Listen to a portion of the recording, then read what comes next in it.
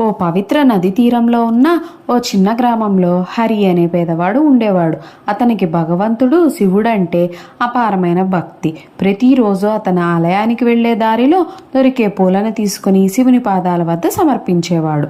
అది పవిత్రమైన కార్తీక మాసకాలం. గ్రామమంతా నెయ్యి దీపాలతో ప్రకాశిస్తూ ఉండేది.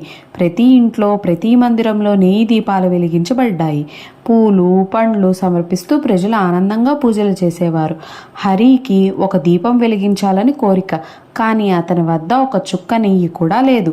విషాదంలో ఆలయం మెట్ల దగ్గర కూర్చొని హరి శివుణ్ణి ఇలా ప్రార్థించాడు: ఓ పరమేశ్వర, నాకు నీకు సమర్పించడానికి ఏమీ లేదు, కానీ నా హృదయమంతా నీ భక్తితో నిండిపోయి ఉంది. దయచేసి నా ప్రేమని స్వీకరించు అని. సాయంత్రం సమయానికి ఆలయ మెట్లు దగ్గర ఓ పగిలిన మట్టి దీపం కనిపించింది.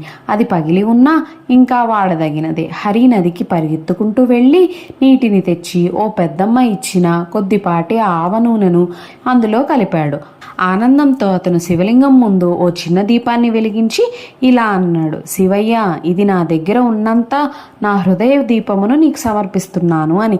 గ్రామస్తులు నవ్వుకున్నారు. పగిలిన దీపమా, ఇది కూడా కొంచెం నూనెతోనా? దీన్ని వెలుగెంత ఉంటుందో చూద్దాం అని ఎగతాళి చేశారు. కానీ రాత్రి గాలి బలంగా వీచింది. ప్రతి దీపం ఆరిపోయింది. కానీ హరి వెలిగించిన ఆ చిన్న దీపం మాత్రం కాసేపటికి మరింత ప్రకాశమైంది. అది నక్షత్రంలా మెరిసింది. మరుసటి ఉదయం ఆలయ పూజారి ఆ దీపం ఇంకా వెలుగుతూ ఉండడం చూసి ఆశ్చర్యపోయాడు. అతను ఇలా అన్నాడు: ఇది సాధారణ దీపం కాదు, ఇది నిజమైన భక్తి వెలుగు. మన హృదయం పవిత్రంగా ఉంటే చిన్న పని కూడా భగవంతుడిని చేరుతుంది. ఆ రోజు నుంచి గ్రామం అంతా ఈ విషయాన్ని గ్రహించింది. దేవుడు ధనాన్ని కాదు, భక్తిని చూస్తాడని. హరి వెలిగించిన ఆ చిన్న దీపం కార్తీక మాసం భక్తి మరియు విశ్వాసానికి ప్రతీకగా మారింది.